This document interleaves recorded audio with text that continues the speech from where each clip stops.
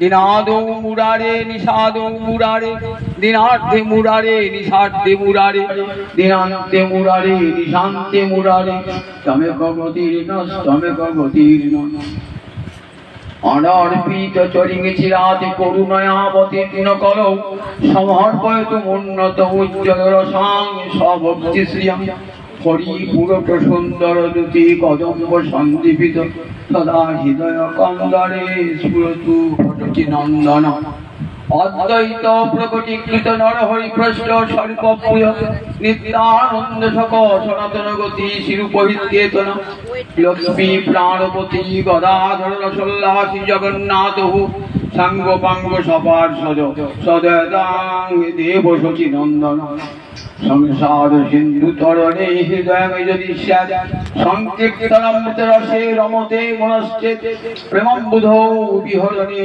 যদি চিত্তবৃত্তি চৈতন্য চন্দ্র চরণে শরণাং অপ্রয়াতু হরে কৃষ্ণ কৃষ্ণ কৃষ্ণ হরে হরে হরে রাম রাম রাম হরে হরে নিগম কল্প তরণি গলিতং ফলং সুকমুখাদে অমৃত দ্রব সংকীর্তন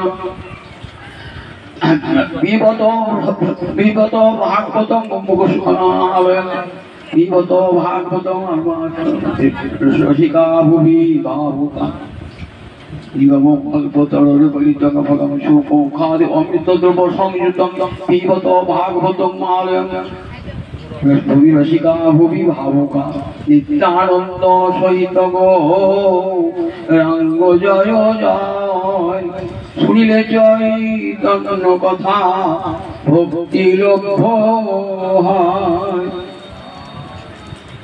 নিতাই গৌরী সীতারাম প্রেমানন্দে একবার হরি হরি বল নিতাই গৌরী সীতারাম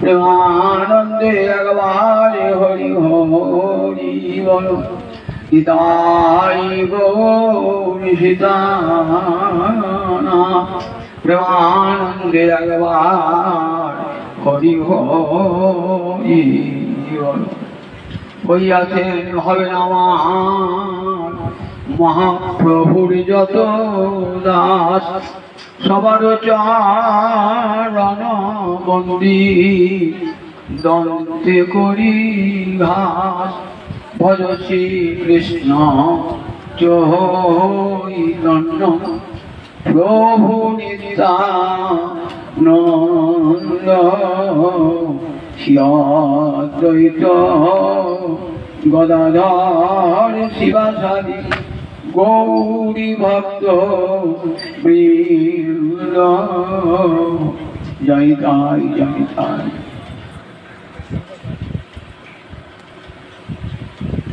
সমবেত ভক্তবৃন্দের চরণে আমার কোটি কোটি দণ্ডবৎ প্রণিপাত।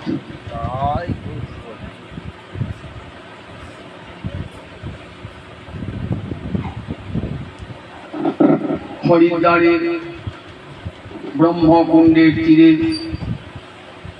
ভাগবতী কথার আসর বসেছে। বক্তা ব্যাসনন্দন সুখদেব, শ্রোতা আসন্ন মৃত্যু মহারাজ পরীক্ষিত, যুধিষ্ঠিরের পৌত্র। 7 দিন ব্যাপী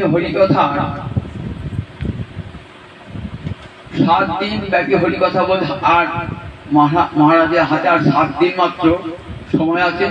7 দিন অন্তে দক্ষ বংশরে প্রাণ বিয়োগ। কত ভক্তের কথা বললেন। ভক্তের কথা বলতে বলতে বলতে বলতে প্রায় ভাগবতে 5টা দিন কেটে গেল। ষষ্ঠ দিনে গোবিন্দ লীলা বর্ণনা করতে আরম্ভ করেন। 7ম দিনে শেষের দিকে উপসংহার করে আসে, বলছেন ভাগবতের সার কথাগুলো বলে যায়।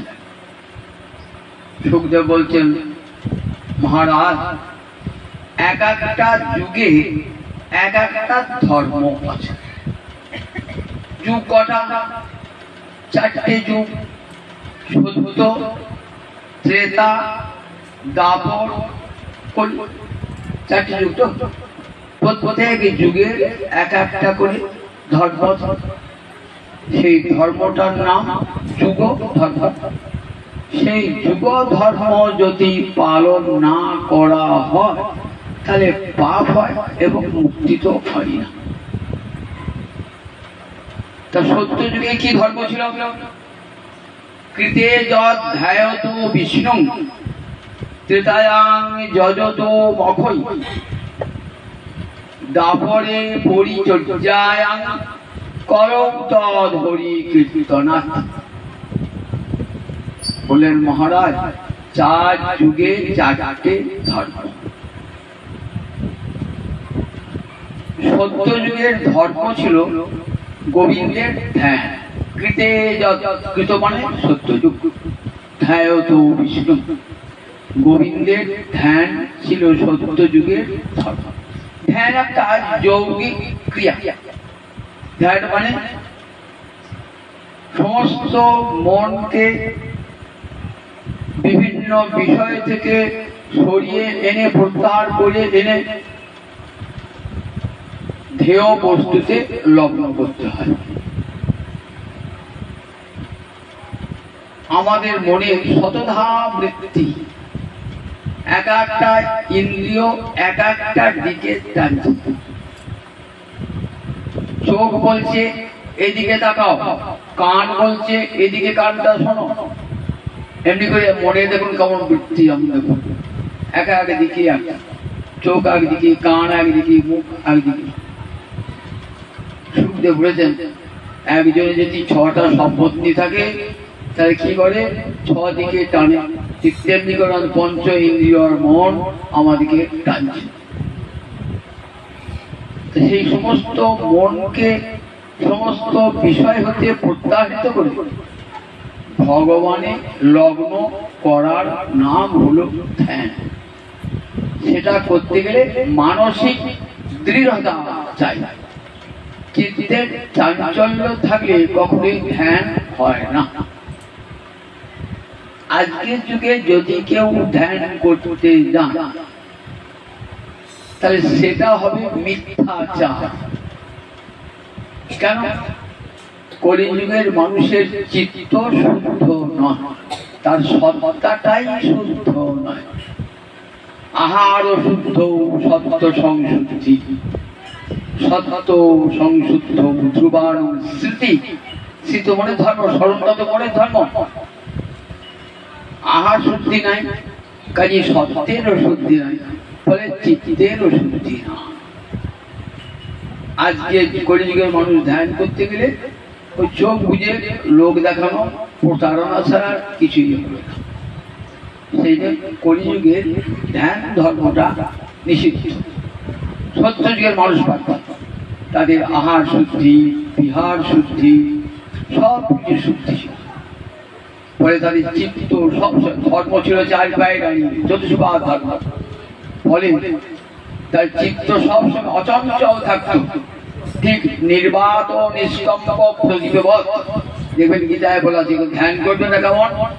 নির্বাত নিষ্কম্প প্রদীপবৎ।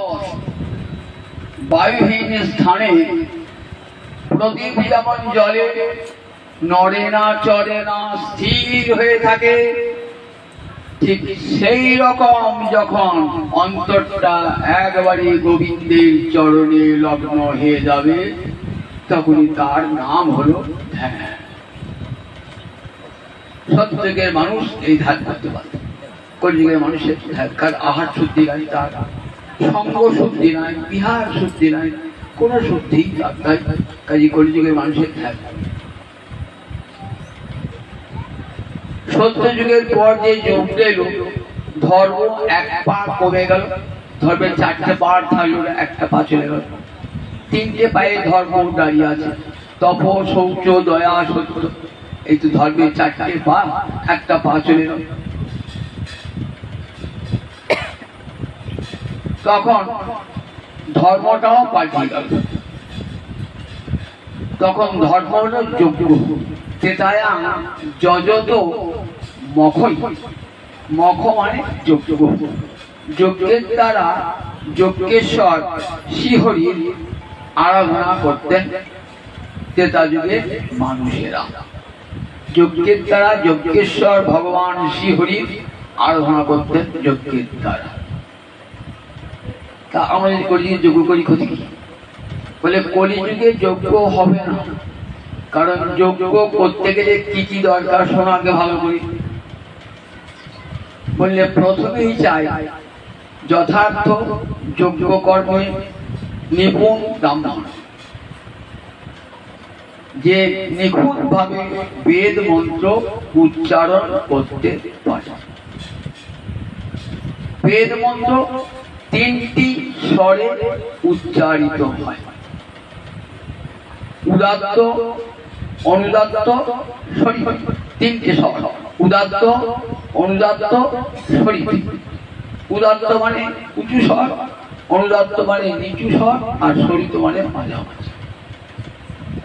এই 3টে স্বরে বেদ মন্ত্র উচ্চারণ করতে হয়। আজকে যদি কোন অবশ্য বেদই পড়ে না, এমনি কাব্যের শব্দ শ্লোক পৌরিত্য করতে গিয়ে ঠাকুর দেবতার মন্ত্র, সেটা অর্ধেক অশুদ্ধ, খানিকটা শুদ্ধ খানিকটা অশুদ্ধ, সবের দিক অনুস্বর লাগানো। লোকে ভাবলে ভালো সংস্কৃত মন্ত্র উচ্চারিত করে। কাজে বেদ মন্ত্র পড়বে কাউকে বলুন দেখি, এসব মন্ত্র না ছাড় ছিল আছে, কিন্তু বেদ মন্ত্র, বেদ মন্ত্র বেদ সাক্ষাৎ ভগবান। বেদ মন্ত্র নিখুঁত ভাবে উচ্চারণ করতে হবে 3টি স্বরে। যদি সামান্য স্বরবৈগুণ্য ঘটে যায় তাহলে ফল তো হয় না, বিপরীত ফল প্রসব করে। শ্রীমদ্ ভাগবত একটা গল্প শুনিয়েছেন। বৃহস্পতি যখন দেবরাজ ইন্দ্রের কাছে অপমানিত হয়ে স্বর্গ ত্যাগ করল, শিষ্যের কাছে অপমানিত হয়ে গুরুদেব স্বর্গ ত্যাগ করেছে, লক্ষ্মী ভ্রষ্ট যাবে এবার। তখন তাড়াতাড়ি বিশ্বরূপ বলে এক ব্রাহ্মণকে দ্বারা দশটার পুত্র বিশ্বরূপকে পৌরিত্য পদে, পৌরিত্বের বিশ্বরূপের পিতা ছিল ঋষি আর মা ছিল অসুর করত। তাই কি করতেন, লুকিয়ে লুকিয়ে অশুদ্ধ যজ্ঞের ভাগ দিতেন। এটা ইন্দ্র দেখে ফেলে ইন্দ্র বিশ্বরূপকে হত্যা। যখন হত্যা করলেন তখন তার পিতা ভয়ঙ্কর ক্রোধ হয়ে গেল যে আমার সন্তানকে তুমি হত্যা করলে। দেখো আমি একটা এমন যজ্ঞ করছি, সেই যজ্ঞ থেকে এমন সন্তান উৎপন্ন হবে যে তোমাকে হত্যা করবে। 10টা যজ্ঞ করলো, সেই যজ্ঞের অগ্নি থেকে একটা পুত্র বেরিয়ে এলো, কিন্তু ফল হলো না, ফলটা বিপরীত হলো। কেন? ক্রুদ্ধ হয়ে বেদ মন্ত্র উচ্চারণ করেছেন তো, ক্রুদ্ধ হয়ে করেছে, ফলে উচ্চারণের স্বরবৈগুণ্য ঘটে গেছে। যেটা উদাত্ত স্বরে হওয়ার কথা সেটা অনুদাত্ত স্বরে, যেটা অনুদাত্ত স্বরে হওয়ার কথা সেটা উদাত্ত স্বরে। দেখেছেন, একটা সামান্য স্বরবৈগুণ্য, এত বড় বেদজ্ঞ পণ্ডিত 10টা, সামান্য একটু স্বরবৈগুণ্য হওয়ার জন্য কি হলো, সন্তান উৎপন্ন। তার নাম বৃত্রাসুর। নাম শুনেছেন তো, বৃত্রাসুর। চিত্রকেতু রাজা দেবী দুর্গার অভিশাপে বৃত্রাসুর রূপে জন্ম দিয়েছিল 10টার যজ্ঞাগ্নি থেকে। সেই বৃত্রাসুর ইন্দ্রকে হত্যা করবার জন্য উৎপন্ন হয়েছিল, কিন্তু ভাগবতে দেখি ফলটা উল্টো হয়ে গেছে। কিরকম উল্টো হয়েছে না, বৃত্রাসুর তো ইন্দ্রকে হত্যা করতে পারে না, ইন্দ্রই বৃত্রাসুরকে হত্যা, দধিচির অস্থি দিয়ে বজ্র নির্মাণ করে হত্যা করেছে বৃত্রাসুর। তাহলে দেখুন ফলটা উল্টো হয়ে গেল। সামান্য একটু স্বরবৈগুণ্যে ফলটাও উল্টো হয়ে গেল। তাহলে বেদ মন্ত্র যদি সঠিকভাবে উচ্চারিত না হয় তাহলে ফলটা বিপরীত ফল করবে।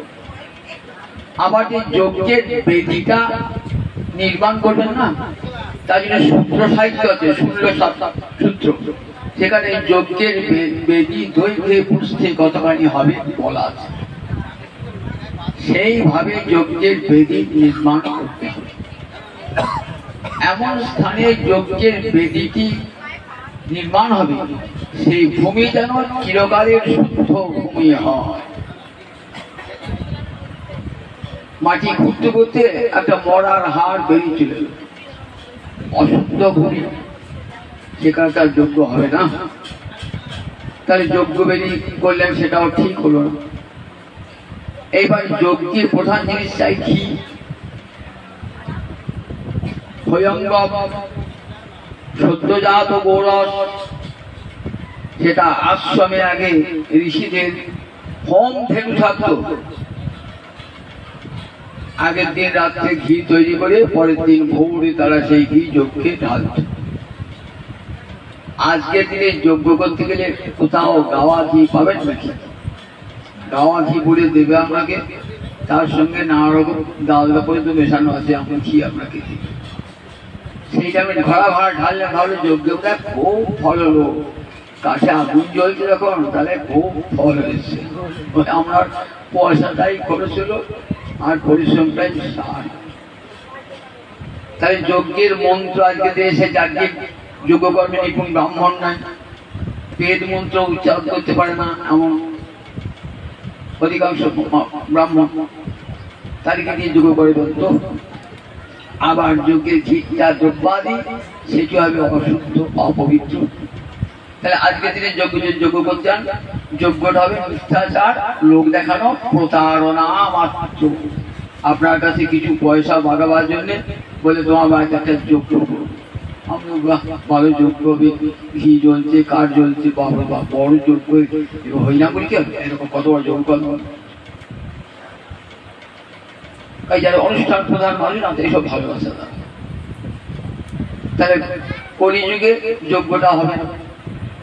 তাহলে 70 গেল, ত্রেতা গেল, তারপরে দাপর যুগে। দাপরে পরিচর্যা, দাপরে দুপা ধর্ম আছে মাত্র। পরিচর্যা মানে অর্চনা, ভগবানের অর্চনা হবে দাপরের ধর্ম। অর্চনা করতে গেলে কি করতে হয়? দেব দেবমেজে, নিজে দেবতা হয়ে দেবতাকে অর্চনা করতে হয়।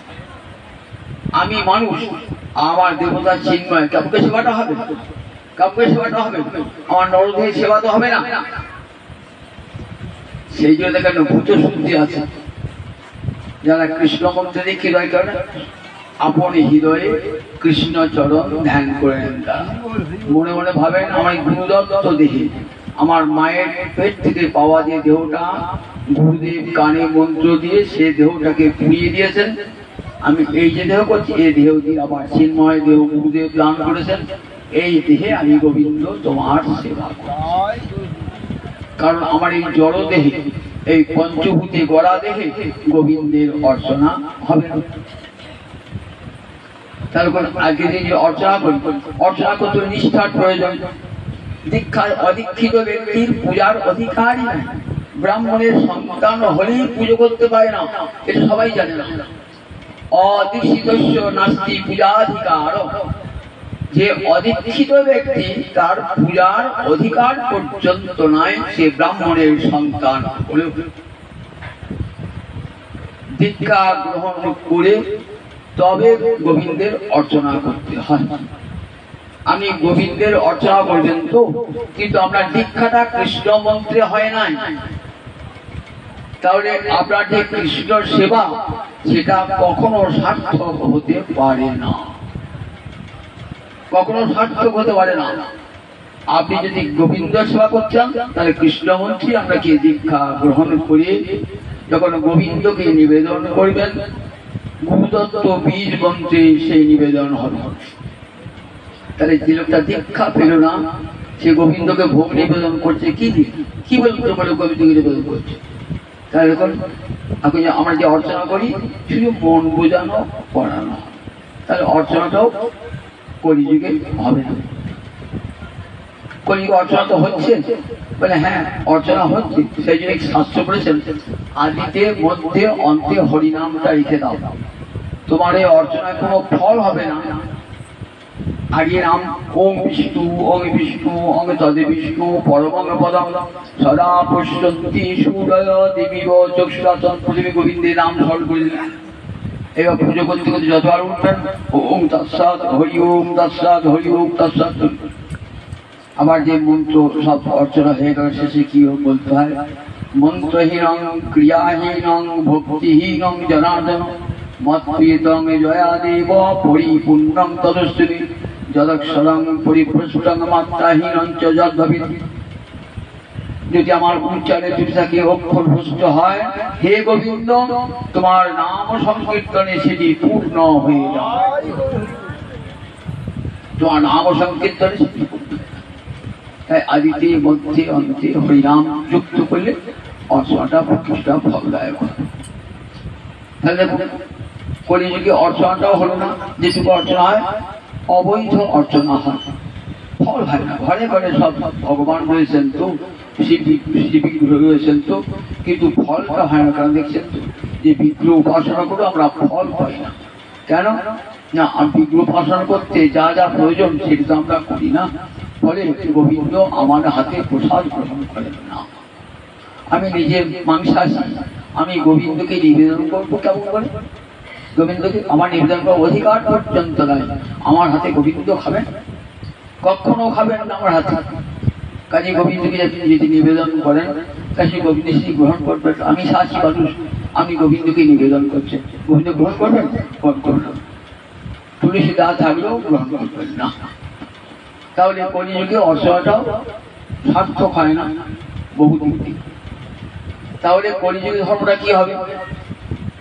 ধ্যান হলো না, যজ্ঞ হলো না, অর্চনা হলো না। তাহলে কলিযুগে ধর্ম কলৌতল হরি কীর্তনাল দুটি বাহু তুলে হরে কৃষ্ণ কৃষ্ণ কৃষ্ণ হরে হরে, হরে রাম রাম রাম হরে হরে। এই নাম সংকীর্তন করে কি হয়? হরিদাস ঠাকুর মহাপ্রভু কি বলেন, ক্ষণে ক্ষণে করো তুমি নাম সংকীর্তন, ক্ষণে ক্ষণে করো তুমি যজ্ঞ তপদান, ক্ষণে ক্ষণে করো তুমি বেদ অধ্যয়ন, ক্ষণে ক্ষণে করো তুমি গঙ্গা স্নান। যদি হরিনাম করেন তাহলে পূজা অর্চনা তপস্যা সব হয়ে গেল। ভাগবতে দ্বিতীয় স্কন্ধে কপিল দেবহূতি সংবাদ আছে। কপিলটাকে সত্যযুগের এক অবতার, কর্দম ঋষি এবং দেবহূতির পুত্র হলেন কপিল ভগবান। সেই কপিল ভগবানকে মা দেবহূতি বলছেন, অহবত সপচপি গরিয়ান জিহ্বাগ্রে বর্ততে নাম দুগ্ধম। শপথ মানে মানে কুকুর, কুকুরের মাংস রান্না করে যারা খায় তাদেরকে আমি বলি শপথ বলি, চণ্ডাল। সেই চণ্ডালের জিহ্বায় যদি হরে কৃষ্ণ কৃষ্ণ কৃষ্ণ হরে হরে, হরে রাম রাম রাম হরে হরে, এই মহানাম উচ্চারিত হয় চণ্ডালের জিহ্বায়। শপথপি গরিয়ান বলেন সেই শপথটা শ্রেষ্ঠ ব্রাহ্মণের থেকে বা অন্য উচ্চ বর্ণের থেকে সেই শপথটা শ্রেষ্ঠ। অহবত শপথে বর্ততে নাম তেপুষ তপস্যে, সেই যে তপস্যা করছে জুহুহু, ওই সেই যজ্ঞে আহুতি দান করছে, শস্য সেই স্নান করছে সমস্ত তীর্থে, ব্রহ্মানুচু সেই বেদ পাঠ করছে। দেখেছেন, তারই হয় বেদ পাঠ, তারই হয় যজ্ঞ তপদান। যে হরিনাম করছে, হরিনাম করলে যজ্ঞ তপস্যা দান ব্রত সব হয়ে গেল। এই করৌ তৎ হরি কীর্তনাথ, করিতে হরি কীর্তনী করি যুগ ধর্ম। আমি যাই করুন যুগ ধর্মকে সব সময় রক্ষা করতে। তুলসীদাসজি বলছেন, রাম নাম এক অঙ্কের সমান, একের পিঠে জটা শূন্য দেবেন, 10 গুণ 10 গুণ 10 গুণ করে বেড়ে যাবে। একের পিঠে 100 শূন্য দেন 10, আবার দেন 100, আবার দেন 1000 হয়ে যাবে। কিন্তু একটা যদি বাদ দিয়ে দেন তাহলে শূন্য করে কাজের হয়। তাহলে গোবিন্দ নামটি রেখে যা যা করবেন সব সার্থক হয়ে যাবে, 10 গুণ 10 গুণ করে। নাম চিন্তামণি কৃষ্ণ চৈতন্য রস বিগ্রহ, পূর্ণ শুদ্ধ নিত্য মুক্ত অভিন্নতাৎ নাম নামিন। এই সবটি পদ্মপুরাণে। পদ্মপুরাণের ঋষি বলছেন নাম চিন্তামণি। হরিনামকে আমরা চিন্তামণি বলি কেন? চিন্তামণি হলো এক প্রকার রত্ন, যেমন স্পর্শমণি জাতি ঠেকাবে হয়ে যাবে। আর চিন্তামণি তার কাছে যা মনে মনে চিন্তা করবেন তাই, যা মনে মনে চিন্তা করবেন তাই আমরা দান করি, তার নাম চিন্তামণি। এখন তো সেসব রত্ন দেখা যায় না, বলে নাম সেই চিন্তামণি, অর্থাৎ সর্বাভীষ্ট প্রদক। যা যা চাইবেন নামের কাছে, নাম তাই তাই দান করবে। ধর্ম অর্থ কাম মোক্ষ সব নাম দান করতে পারে, উপরন্তু পঞ্চম পুরুষার্থ প্রেম দান করে। আপনি যদি নামের কাছে বলেন, হে নাম তুমি কৃপা করে আমার দেহের রোগটি সারিয়ে দাও, পরম আদর করে নাম করবেন, দেখবেন নাম আপনার রোগ কখন যে সারিয়ে দিয়েছেন আপনি জানতেই পারবেন না। আমার সংসারে অভাব অনটন, এত দারিদ্র, হে নাম কৃপা করে আমার দারিদ্র দূর করে দাও। দেখবেন হরিনাম যেখানে সেখানে তো হরি, সেখানে পরমালক্ষ্মী রাধারানী, সুতরাং সেখানে আর দারিদ্র থাকে না, অলক্ষ্মী সেখানে আর থাকে না। তাই অভাব দারিদ্র থাকবে কেমন করে? আবার যদি চান সংসার জ্বালা থেকে মুক্তি দাও, নাম নাম আপনাকে মুক্তি দান করবে। আবার নাম খুঁজে পেয়েছে, নাম আমি চাই কৃষ্ণ চরণে অমলা ভক্তি, নাম তুই আমাকে কৃষ্ণ চরণে অমলা ভক্তি দাও, দেবে প্রেম ভক্তি দাও।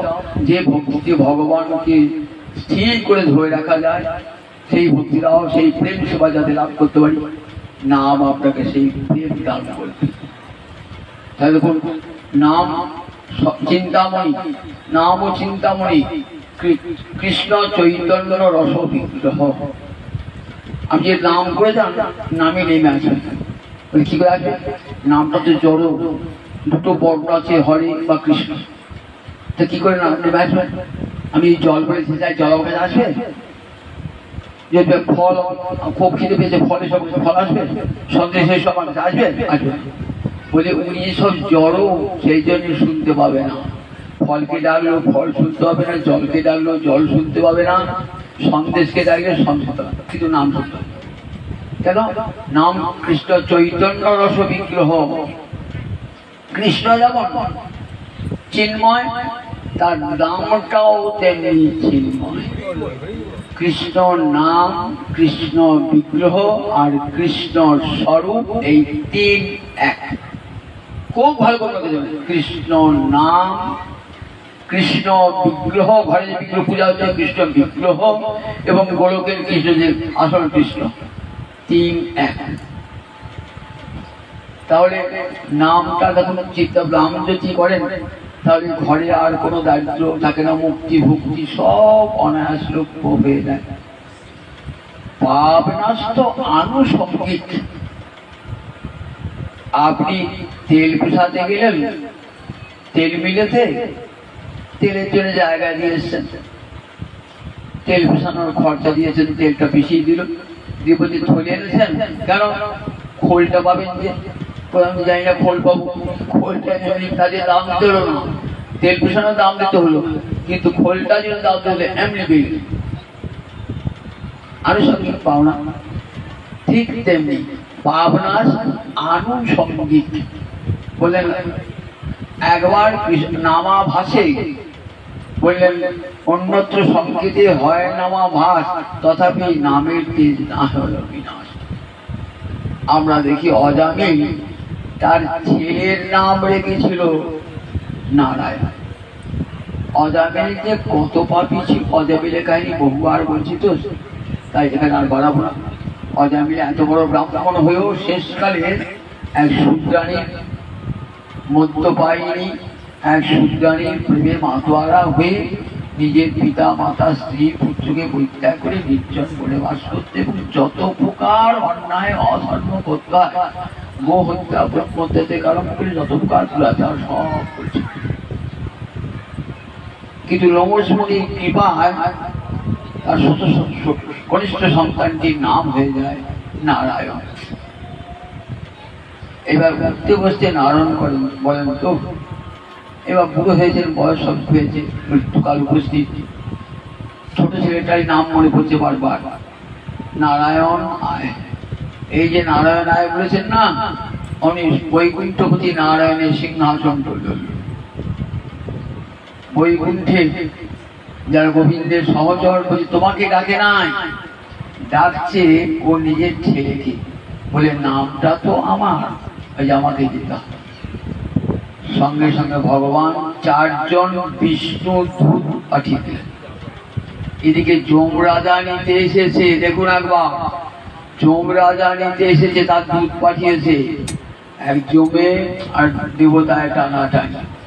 এদিকে যে বিষ্ণু দূত আর এদিকে যমদূত। যখন নিয়ে যাচ্ছে জমালয়ে, বলে দাঁড়াও, জমালয়ে নিয়ে যাচ্ছে কেন? তারা যে বহু পাপ করেছে, যমরাজা দণ্ডদান করবেন, শাস্তি পাবে।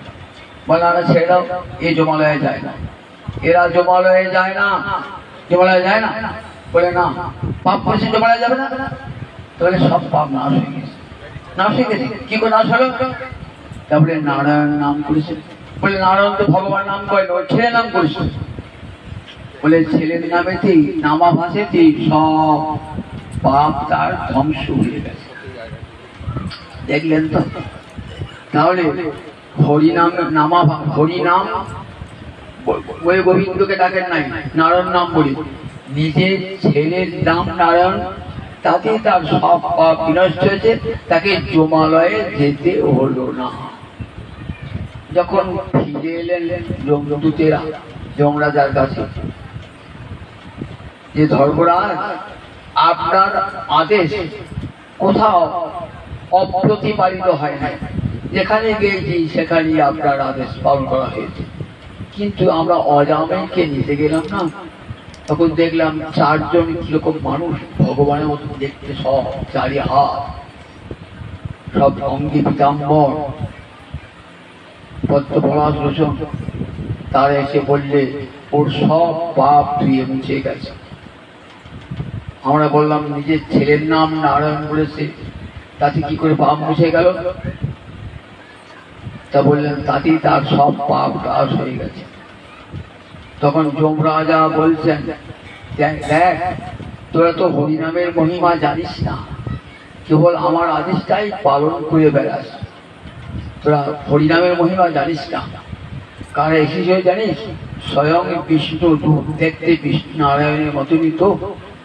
তাই প্রথমেই কি বলেন, অঞ্জলিবদ্ধ হয়ে নারায়ণকে নমস্কার জানালেন, যে আমার চরেরা তোমার দূতের সঙ্গে দুর্ব্যবহার করেছে, তার জন্য আমি ক্ষমা চেয়ে দিয়েছি।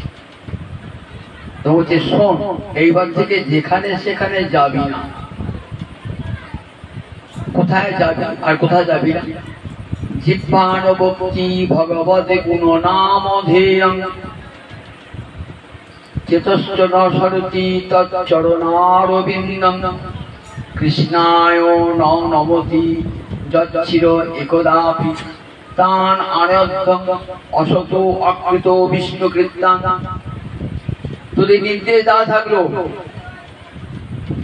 কাকে কাকে নিয়ে আসবি? বললেন যার জিহ্বা দিয়ে একদিনও কৃষ্ণ নাম বার হয় না, জিহ্বানবক্তি তদ্ঘটনামধেয়ং। চেতস্বনা সরতি তৎচরণারবিন্দ, যার চিত্ত একদিনের জন্য গোবিন্দকে স্মরণ করে না। কৃষ্ণায় নো নমতি যচ্ছির একদাপি, গোবিন্দের চরণে যার মাথা কোনোদিন নত হয় না, তান অনর্থম অসত অকৃত বিষ্ণু কীর্তন, তারা অসৎ অকৃত বিষ্ণু কীর্তন, দুর্লভ মানব জন্ম পেয়েও তারা বিষ্ণু সেবা করে নাই। তান অনর্থম, তাদেরকে নিয়ে আসবি আমাদের কাছে। তাহলে দেখুন, যে হরিনাম করে সে কখনো যমালয়ে যায় না, যে গোবিন্দকে প্রণাম জানায় সে কখনো যমালয়ে যায় না। যমালয়ে যেতে গেলে বৈতরণী পার হতে হয় না, বৈতরণী পার হয়ে যমালয়ে পৌঁছাবে, যমালয়ে সেখানে বিচার হবে, তারপর স্বর্গতি নরক ভোগ। কিন্তু কাদেরকে বললেন? যারা হরিনাম করে না বিষয়ী মানুষ, তাদের বিচার হবে। শ্রীমদ্ ভাগবতে স্বয়ং যমরাজা 12 জন যে মহাজন রয়েছেন, দ্বাদশ মহাজন, আগামী দিনও বলেছি দ্বাদশ মহাজন কে কে বলুন দেখি? স্বয়ংভূ, নারদ, শম্ভু, কুমার, কপিল, প্রহ্লাদ, জনক, ভীষ্ম, বলি, বৈয়া, সখী, বয়ম। এই পৃথিবীতে 12 জন বৈষ্ণব, এরা মহাজন, একে মহাজন বলা হয়। স্বয়ংভূ মানে ব্রহ্মা, শম্ভু মানে শিব, নারদ, সনত কুমার ব্রহ্মলোকের অধিবাসী সনত কুমার, কপিল সিদ্ধমুনি কপিল, মনু মহারাজ, প্রহ্লাদ জনক রাজা, ভীষ্ম বলি রাজা, ব্যাসনন্দন সুখ, আর আমি মানে যমরাজা। এই 12 জন আমরা পৃথিবীতে বৈষ্ণব ধর্ম কি, ভাগবত ধর্ম কি তা জানি। কাজে দেখো, আমার কাছে কৃষ্ণ ভক্তকে কখনো আমার কাছে আনবে না। শ্রীমদ্ ভাগবতের পরিষ্কার, আবার গীতাতে বলা আছে, যারা দেব পূজা করে তারা কোথায় যায়? দেবলোকে যায়। যারা পিতৃ পূজা করে তারা পিতৃলোকে যায়। যারা ভূত পূজা করে তারা ভূত লোকে যায়, পৈশাচী লোকে যায়। আর যারা আমার ভক্ত মজ্জাজিন জানতি মজ্জাজিন ভীমা, আর আমার যারা সেবা করে তারা আমার কাছে যায়। ভালো করে শুনে গেলে, কৃষ্ণ ভক্ত কখনো প্রেত লোকেও যায় না, কখনো যম লোকেও যায় না।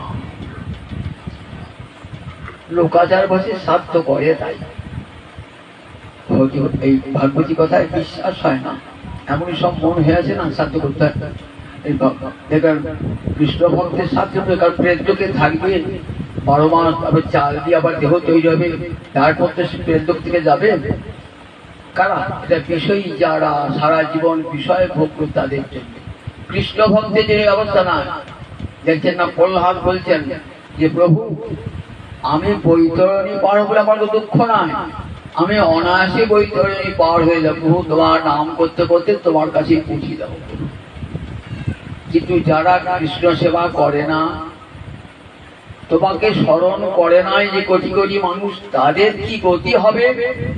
তারা গিয়ে নরক ঘাটবে, নয় জমালয়ের দণ্ড ভোগ করবে, আবার পরজন্ম আসবে, দুঃখ কষ্ট ভোগ করবে। তাদের জন্য আমার দুঃখ কষ্ট। তাহলে দেখুন, কৃষ্ণ ভক্তকে যমরাজা আদেশে দিলেন। এরপর আমরা দেখি অজামিল হরিদ্বারে একটি মন্দিরে বসে বসে হরে কৃষ্ণ নামকে সম্বল করেছিলেন, যে আমি অনাদর করে নিজের ছেলের নাম নারায়ণ রেখে নারায়ণ বলেছি, তাতেই আমার এমন গতি হলো। তাহলে আদর করে কি মতো শ্রদ্ধা গিলাম, আদর করে হরিনাম করলে কিনা ফল হবে না, কিনা ফল হবে। অনাদরে এত ফল। এই কথা কে বলছেন? অগস্ত্য মুনি বলছেন মন্দর পর্বতের গুহায়। কাকে বলছেন? সুখদেবকে বলেছেন। হরিনামের এই মহিমার কথা বর্ণনা করছেন। এরকম ফেলায় ফেলায় কৃষ্ণ নাম করলে পরে তারই কেমন ফল হয় দেখুন। আর যদি আদর করে কেউ কৃষ্ণ নাম করে তাহলে তার কত বড় ফল হয় দেখুন। যজ্ঞ করে আমি যত কোটি কোটি যজ্ঞ করুন না কেন জমালয়ে আপনাকে যেতে হবে, তপস্যা করুন কেন জমালয়ে যেতে হবে, কিন্তু কৃষ্ণ ভক্তকে কখনো জমালয়ে যেতে হয় না। হরিনাম তার জমালয়ে যাত্রা বন্ধ করে দেয়। তাই নাম ও চিন্তামণি কৃষ্ণ চৈতন্য রস বিগ্রহ। কৃষ্ণ যেমন চিন্ময় বিগ্রহ, তার নামও তেমনি নিত্য শুদ্ধ পূর্ণ মুক্ত। কৃষ্ণ যেমন নিত্য, হরিনাম তেমনি নিত্য। হরিনাম কখনো বিনাশ হয় না। আপনি একদিন হরিনাম করলে তার 5 দিন করলেন না, বলে ওই হরিনামটা কিছু থেকে গেল, ওটা বিনাশ হবে না। কিন্তু ওই একদিনে হরিনাম করেছে না, ওই একদিনে হরিনাম ফলটাই পাবে না, কারণ হরিনাম তো নিত্য, ওর বিনাশ হয় না। নিত্য শুদ্ধ হরিনাম সব সময় শুদ্ধ। আমরা বলি শুদ্ধ নাম শুদ্ধ ভক্ত, কিন্তু শুদ্ধ নাম কোথায় শুনেছেন? শুদ্ধ নাম কোথাও নাই। বলে নাম সব সময়তেই শুদ্ধ। যে কোনো অশুদ্ধ জিনিসে হাত দিয়ে হরে কৃষ্ণ কৃষ্ণ কৃষ্ণ হরে হরে, হরে রাম রাম রাম হরে বল, শুদ্ধ। নিজে শুদ্ধ, আবার অপরকেও শুদ্ধ করিয়ে দেয় নামের এমন মহামহিমা। যে হরিদাস ঠাকুরকে বলছেন হরিনদী গ্রামের এক ব্রাহ্মণ, এ বড় দুরাশায় ব্রাহ্মণ, বলছে হরিনাম বাবাকে চেঁচিয়ে করে না, আবার যখন তো হয় না 21 দিন করলে করি সব হরিনাম করার কি দরকার? হরিদাস বিনয়ের সঙ্গে বলছে, আপনারা যে ব্রাহ্মণ শাস্ত্রকর্তা, আমরা যে মুখেই শুনেছি উচ্চৈস্বরে হরিনাম করলে নামের ফল বহু হয়। কেন হয়? তা বলছেন মানুষ ছাড়া পৃথিবীতে বহু প্রাণী রয়েছে যাদের জিহ্বা আছে, কান আছে, কিন্তু জিহ্বা দিয়ে তারা হরিনাম করতে পারে না। না কানটা আছে বলে কান দিয়ে হরিনামটা তো ঢুকছে। একটা পাখির কানে ঢুকলো, পাখিটা সেই নামটা শুনে পাখিটার মুক্তি হয়ে গেল। যেখানে গিয়ে নাম, অর্থাৎ জড় বস্তুতেও যদি নামের আঘাত প্রাপ্ত হয় তাহলে কি হবে? তারও কি হয়ে যায়। সেই জন্য উচ্চই শতগুণ সম্ভবে, উচ্চৈস্বরে হরিনাম বলে শতগুণ ফল লাভ হয়ে যায়।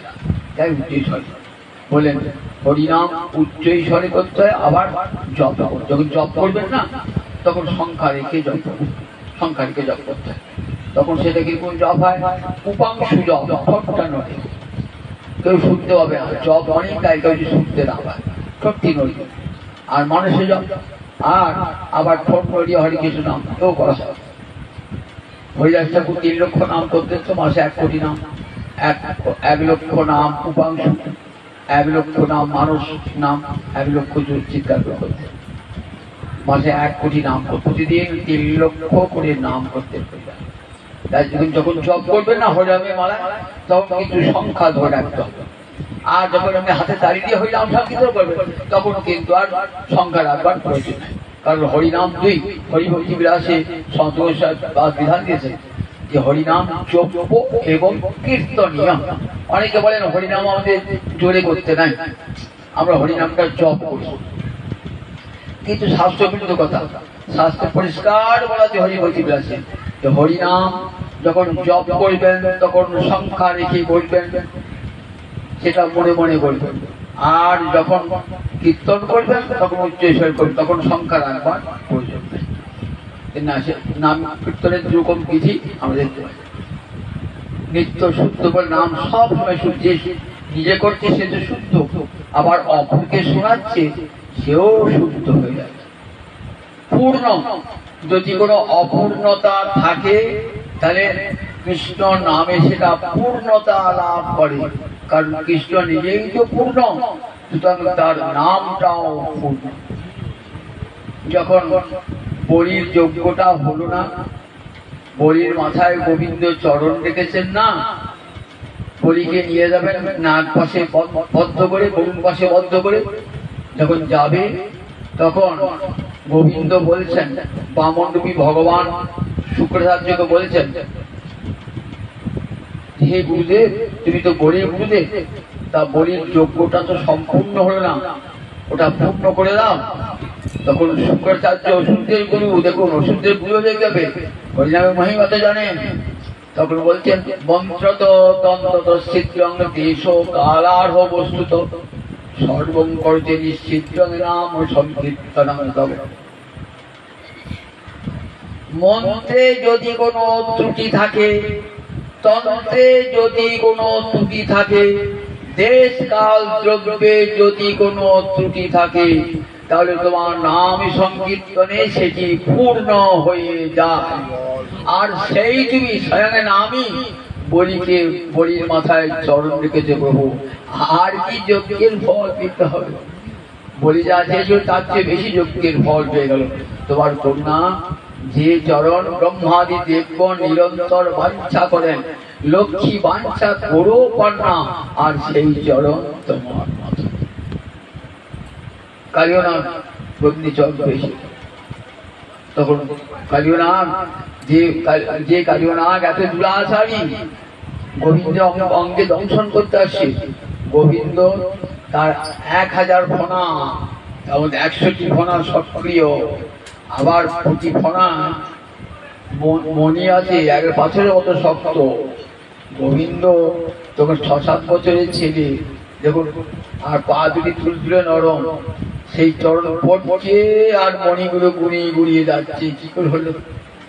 মণিগুলো সব গুড়িয়ে গুড়িয়ে পড়ছে চরণের চাপে। শুধু তাই নয়, ফণাগুলো নত হচ্ছে, মুখ দিয়ে রক্ত বার হচ্ছে। তখন ওই কালিয়নাথের প্রতিদেশে স্তব করছে, প্রভু তোমার এত কৃপা, এত কৃপা। ওই একটা দন্তসুখ সর্প, যার সারা জীবন দুরাশা করেছে বলে সে সর্বজনী প্রাপ্ত হয়েছে। হিংসা ছাড়া যার কোনো আর জীবনে কোনো চিন্তা নাই, তাই তাই হিংসার মুক্তি বলে সে সর্বজনী প্রাপ্ত হয়েছে। যে চরণ লক্ষ্মী বাঞ্ছা করেও পায় না, আর তোমার সেই চরণ আমার স্বামী পেল কেমন করে? বড় যান্ত্রিক। দেখো তাহলে গোবিন্দের চরণ মাথায় পেয়েছে, মাথায় পেয়েছে। বলতো তো মন্ত্র তো তন্ত্র তো সিদ্ধং দেশ কালার ভবিষ্যত সর্বং করতে নিশ্চিত নাম ও সংকীর্তন। তোমার নাম সংকীর্তন সেটি পড়তে মুক্ত করে, নাম নিজে মুক্ত, আবার যারা করে তাদেরকেও মুক্ত করিতে পারে নাম। কেন পারে? অভিন্নতাতে নাম ও নামিনো। নাম এবং নামী এই দুটো এক। কৃষ্ণ যা, কৃষ্ণ নাম ও তাই। কৃষ্ণ যা, কৃষ্ণ নাম ও তাই, দুটোই এক। সেই জন্য অভিন্নতাতে নাম ও নাই। কিন্তু রূপ গোস্বামী পাদ তার নবাষ্টকে বলছেন, নাম আর নামী এক হলেও নামীর চেয়ে নাম বড়। কেন বড় তা বললে, নামীকে ডাকলেও সাড়া পাওয়া যায় না, আমার হৃদয়ে আসবে না। কিন্তু আমি যদি মনে করি একটু জিহ্বা দিয়ে হরিনাম করব, সঙ্গে সঙ্গে আমার জিহ্বায়, আমি যত বড় পাপিষ্ঠ হই না কেন, আমার জিহ্বায় হরিনাম এসে উদয় হয়ে যাবে। আমি কোনোদিন হরিনাম করি না, কিন্তু একটা ভিকির গান গাইছে হরিকে হরিকে, আমি ব্যঙ্গ করে হরিকে হরিকে বলে থাকলাম, বুঝেছেন তো? আমার জিহ্বায় হরিনামটা চলে এলো, কিন্তু আমার হৃদয়ে হরি কোনোদিন আসবে না। জিহ্বা তবে নাম বেশি কৃপাময়, তাই নামের চেয়ে নাম বড়, অধিক কৃপাময়। বৃহৎ ভাগবত আমাদেরকে গোস্বামী পাদ জয়তী জয়তী নাম, জয়তী জয়তী নাম আনন্দং মুরারি, দুবার জয়তী দিয়েছেন। নিজেকে টিকা করেছেন, দিগ্দর্শী টিকা, সেখানে নিজেই প্রশ্ন করছেন। আচ্ছা গোস্বামী পাদ, যে আমরা কৃষ্ণ নামের পূর্বে একটা জয়তী, জয়তী শ্রীকৃষ্ণ, তার নামের প্রায় জয়তী জয়তী নাম আনন্দ রূপং মুরারি দুবার দিলেন কেন? দিগ্দর্শী টিকায় উত্তর দিচ্ছেন যে কৃষ্ণ আর কৃষ্ণ নাম সমান বলে একটা পাওনা, অধিকটা বলছে কৃষ্ণ নাম কৃষ্ণের চেয়েও বড় বলে আর একটা পাওনা, একটা পাওনা। সেটা জয়তী জয়তী নাম আনন্দ রূপং মুরারি। নামের চেয়ে যে নাম বড়, এই গল্প আমাদের আমি অনেকবার শুনেছি, তবু একবার শুনে আজকে ভাগ্য হরিকথার বিরতি ঘটাবো। হরিবংশ মহাভারতের একটা অংশের নাম হরিবংশ, ঠিক বলা হয়। সেই হরিবংশে একটা কাহিনী আছে। কি কাহিনী আছে এটা আবার কাশিরাম দাস ধরেছেন তার মহাভারত। দ্বারকায় কৃষ্ণের তো 16,108 মহিষ আছে, তার মধ্যে 8 জন প্রধানা মহিষী, তার মধ্যে সত্যভামা একজন। নারদ দ্বারকা এসে বলছেন, শোনো দেবী সত্যভামা, তিনি কি সূর্যকন্যা, ছত্রাজিৎ কন্যা সত্যভামা। সেই সত্যভামাকে বলছেন, সত্যভামা একটা ব্রত করবে। বলছে কি ব্রত? বলছে ফল দিই না, এই ব্রতটা করলে পারে কৃষ্ণের সঙ্গে তোমার কোনোদিন বিচ্ছেদ হবে। ওই আমি চাই কৃষ্ণের সঙ্গে যেন আমার জন্ম জন্মান্তর সম্পর্ক থাকে, যেন কোনোদিন আমাকে কৃষ্ণ হারা হতে না। যোগ্যতা করো বলে যা বলুন তাই, টাকা পয়সা দান অসুবিধা কিছু ধন দৌলত সোনা হিরে। তারপরে শোনো, বড় দান কি জানো? স্বামী দান করতে হবে। স্বামী দান, স্বামী দান না করলে এই যোগ্য করবো না, এই যজ্ঞের দান হবে স্বামী দান। তাহলে বেশ, স্বামী যখন চিরকাল কম স্বামী দান করবো, স্বামীকে দান বলে ফেলছে স্বামী দান। তারপরে দেখো কথায় বিশ্বাস নাই, কারণ 16,108 রমণীর স্বামী কৃষ্ণ, তুমি তো বললেই হবে না। কি করতে হবে? তোমার বিশ্বাস হয় বলো? এই যে তোমার ঘরের সামনে একটা পারিজাত বৃক্ষ রয়েছে না, স্বর্গ থেকে নিয়ে এসে কিছু লাগিয়ে দিয়েছিল ওই পারিজাত গাছটা।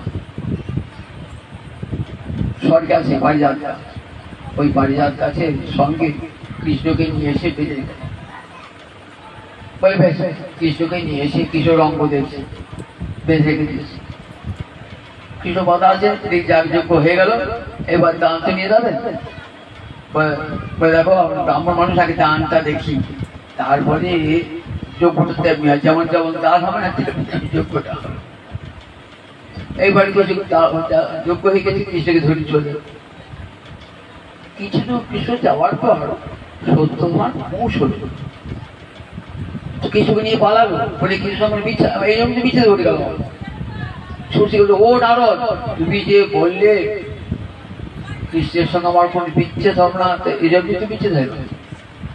তারপরে তুমি বললে যে আমি স্বামী দান করবো, তাই ফিরিয়ে দাও। দান করে ফিরিয়ে নেয়, দান করে কেউ যদি ফিরিয়ে নেয় না, নরকও তার জায়গা হয় না। তাই এখন উপায় কি? আচ্ছা দেবী, তুমি সব তাহলে দেখো কৃষ্ণের যদি কৃষ্ণকে নিতে হয়, আমাদেরকে নিতে হবে সঙ্গে, আমরা কৃষ্ণের সঙ্গে না। তবে আমি তো সন্ন্যাসী মানুষ, ব্রহ্মচারী, আমার সঙ্গে নারী থাকা ঠিক না। তাহলে আমরা যাবো, কিন্তু আমরা কৃষ্ণের সঙ্গেই যাবো। একে একে সব সত্যভামা, রুক্মিণী সব এসেছে। এসে বলি আমরা সবাই 16,108 রমণী বেরিয়ে চলে এসেছি, আমরা কৃষ্ণের সঙ্গে যাবো। মুশকিলে পড়ে গেছে, না না আমি সন্ন্যাসী মানুষ, তোমাকে সঙ্গে যাবো। কৃষ্ণকে নিয়ে চলে গেল বহু দূর, সব রমণীরা পথে মূর্ছিত হয়ে আছে। তখন কৃষ্ণ বলছেন নারদকে, দেখো নারদ, ওরা আমার বিরোধ সহ্য করতে পারে না, এক বুদ্ধি প্রাণ পরিত্যাগ করুন, তুমি যাও সঙ্গে। গিয়ে বলছেন, দেবী সত্য শোনো, কৃষ্ণের সমান দান দিতে পারবে? তাহলে আমি কৃষ্ণকে ফিরিয়ে দেবো। হ্যাঁ হ্যাঁ হ্যাঁ, কৃষ্ণের সমান বেশি দেবো, চলো। কৃষ্ণ কত যাবে? 1 মণ, 1.5 মণ, 2 মণ হবে, চল চল। আর আমার ঘরে যা সোনা দান আছে না, 5 মণ, 7 মণ, 10 মণ যা চাবে। তারপর 16,108 ওদের সবারই আছে। ওই বেশ তুলাদণ্ড, একদিকে কৃষ্ণ বসেছেন, পাট খাড়া হয়ে বসেছে, আর একদিকে সত্যভামার যত অলঙ্কার সব চুর করে দিয়েছে, পাট কাটি মাটির নিচে লেগে গেছে, উঠছে। এত সমান হলো না। তখন বলছেন, দেখো এই বছর দিতে পারলে না, আমি বছর সমান সমান দাম বলে অতিথি সমান দিতে পারি না, কি হবে? কান্নাকাটি আসবে। তখন সব এগিয়ে গেলেন, সব 16,108 মহিষী এগিয়ে গেলেন। বলছে আমার হাতে গয়না করে সব তুলে দিচ্ছি। 16,108 মোহিনী এবং দ্বারকা নগরী যত রমণী সব তাদের গহনা অলঙ্কার করে কৃষ্ণ কামাতে দ্বারকায় থাকত। শুরু হয়ে গেল। তথাপি যেমন কার তেমনি বাটখারাটি নড়ছে না, মাটির সঙ্গে মিশে যাচ্ছে। তখন বলছে নারদ, আমার আর কোনো দোষ নেই, দেখো আমার সমান দিতে পারলে না, অতিরিক্ত যে কথা সমানিত পারলে না, হাত ধরে ডাক্তারটি কি সরিয়ে যাচ্ছে। কৃষ্ণ মজাটি দেখছি, রোগ দিয়া কৃষ্ণ মজাটি দেখছি। এমন সময় উদ্ধবেছে হাজির। উদ্ধবেছে দ্বারকার পুরীতে কান্না আর সব বুঝতে কান্না। কি হলো ব্যাপারটা বলুন তো, কি হলো? তখন সত্যভামা বুঝিয়ে বললেন, বুঝেছি, আচ্ছা সব নামে ফেলেন দেবী, সব নামান, সব নামান। একটা তুলসী পাতা নিয়ে আসুন, একটা চন্দন, একটা স্বর্ণ লেখুন নিয়ে আসুন। সব নামিয়ে দিলেন। মনে হয় ভাবছেন আজ দেখবো, পরীক্ষা করি। শাস্ত্রী ভগবান বলেছে আমার চেয়ে আমার নাম বড়, দেখবো কিসের চেয়ে কিসের নাম বড় কি না। তুলসী পাতা নিয়েছেন, চন্দন নিয়েছেন, স্বর্ণ লেখুন নিয়েছেন। তুলসী পাতার উপর লিখেছেন কৃষ্ণ, এই দুটি অক্ষর লিখেছেন। কৃষ্ণ দুটি অক্ষর লিখে যেই দিয়েছে না সোনাদানা যেখানে ছিল, সঙ্গে সঙ্গে তুলের উপরে দিল তুলসীর পাত, নিচে হইল তুলসী ঊর্ধ্বে জগন্নাথ। সঙ্গে সঙ্গে তুলসী নিচে নেমে পড়লো আর ঊর্ধ্বে জগন্নাথ। দেখুন তাহলে কৃষ্ণের যে কিসের নামটা ভারী হয়ে গেল। কৃষ্ণ ভারী নয়, নাম ভারীটাই তুলেছে নামে, হালকাটা উপর উঠে যায়। যেটা তুলসী পাতা কৃষ্ণ লেগেছে নিচে নেমে গেছে, আর কৃষ্ণ যেটা বসাচ্ছে উপর উঠে গেছে। তাহলে কি বর্ণিত হলো? কৃষ্ণের চেয়ে কৃষ্ণের নাম বড়। তাই দেখুন কলিযুগে আমার মহাপ্রভু জগৎ জীবের দাঁড়িয়ে দাঁড়িয়ে গিয়েছেন হরিনাম। মহাপ্রভু আসার পূর্ব কিন্তু হরিনাম ছিল। সেই হরিনাম এত ব্যাপক ভাবে প্রচার করে।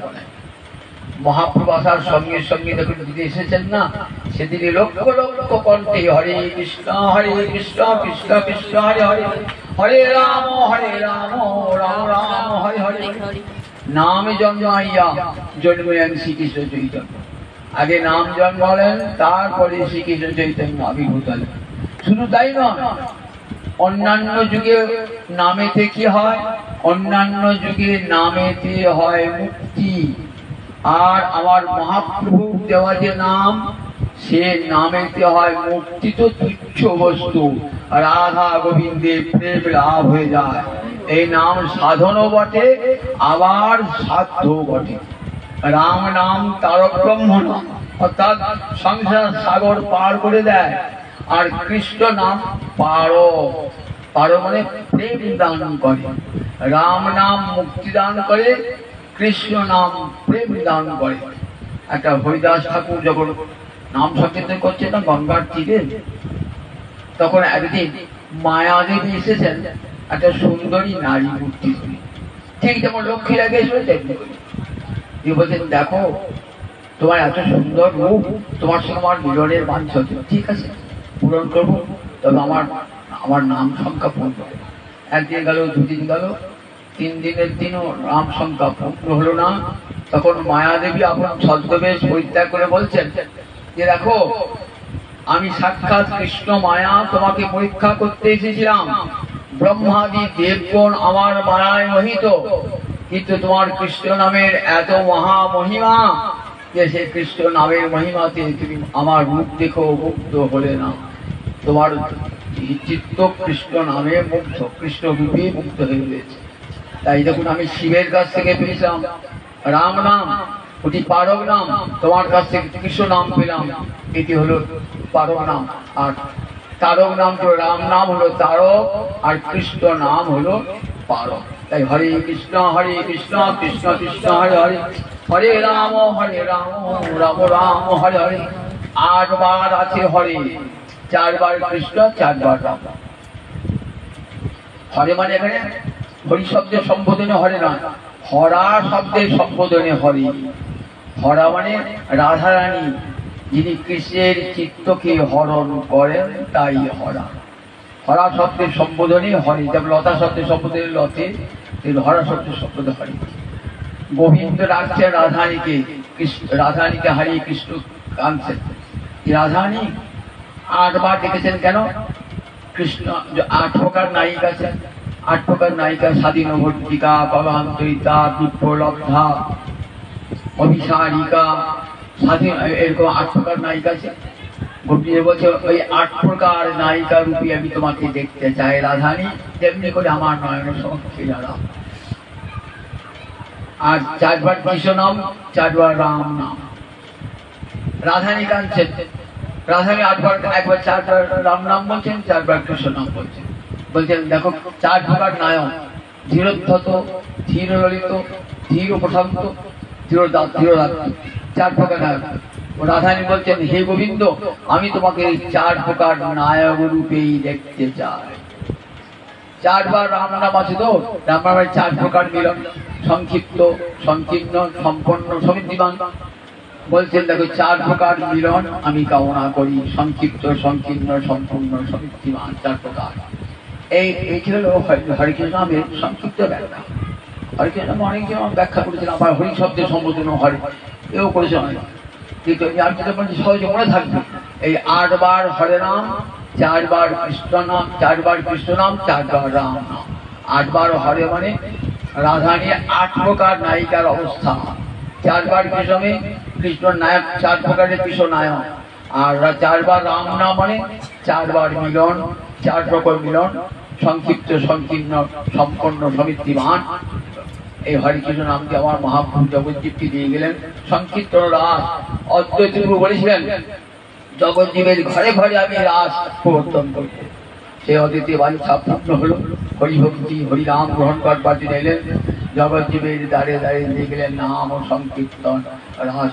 মালা ঘুরাচ্ছেন তো রাসের কথা স্মরণ হচ্ছে। 107 রাসে 100 কোটি গোপী, আর 8টি আছে, 8টি আছে প্রধান গোপী, আর মাঝে আছে রাধা গোবিন্দ। দুদিকে গোপী, মাঝখানে কুটিটি, দুদিকে গোপবালা, মাঝখানে চিকন কালা। নাম করছেন তো করতে করতে রাসের স্মৃতি একবার করেছি। গোপীরা নাচতে নাচতে রাধা গোবিন্দকে প্রণাম করে আছে, ওই মেরুটি দাঁড়িয়ে আছে, মেরুটি সে প্রণাম করতে আবার করতে করতে করতে আছে। এই যে হরিনামের মালার তাৎপর্য পেয়েছি। তাই মহাপ্রভুদের কলিযুগে এই হরিনামই সর্বস্ব, হরিনামই ধর্ম। অন্য কোন ধর্ম কলিযুগে ফল দান করবে না, যুগ ধর্মকে অতিক্রম করে। এবং সুতরাং বড় ধর্ম এদাবানপি লোকে অস্মিন পুংসাং ধর্ম পরস্য। যমরাজা বলেন কলিকালে এইটাই পরমে ধর্ম, ভগবতী ভক্তি যোগ, তার নাম ও গ্রহণাদি। তার নাম সংকীর্তন, শ্রবণ কীর্তনের মাধ্যমে হরিভক্তি লাভই এই কলিযুগে পরম ধর্ম, যুগ ধর্ম। সুতরাং পরমানন্দে নাম গুণের সাহায্যে কিছু করতে পারবো না, হরে কৃষ্ণ নামকে সম্বল করুন। মুক্তির মন্ত্র, কৃষ্ণ প্রেম লাভের মন্ত্র। আর সেই সঙ্গে ভক্ত সঙ্গে বসি হরিকথা শ্রবণ করি, জীবন ধন্য হোক। জানি তাই জানি তাই জানি।